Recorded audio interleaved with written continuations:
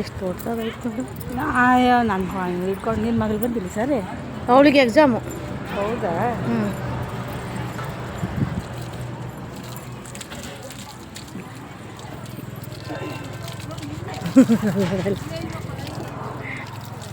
Same same.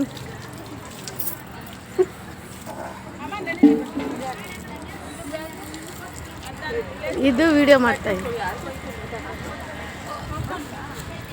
ಪಂಕಜ ಅಲ್ಲ ಮುಂದೆಗಡೆ ಬ್ಯಾಗಿಲ್ಲ ನೋಡಮ್ಮ. Friends, ದೇವಸ್ಥಾನ ಯಾವುದಂತ ಕಮೆಂಟ್ ಮಾಡಿ. ಮಂಜಮ್ಮ, ಹೋದ್ಸತಿ ನಿಂಗೆ ಫೋಟೋ ಕಳಿಸಿರೋದು ನೋಡೇ ಇಲ್ಲ ನೀನು. ಎಲ್ಲಿ ನೋಡಿದ್ಯಾ? ನೋಡಿಲ್ಲ. ತೋರಿಸ್ತೀನಿ ಬಾ.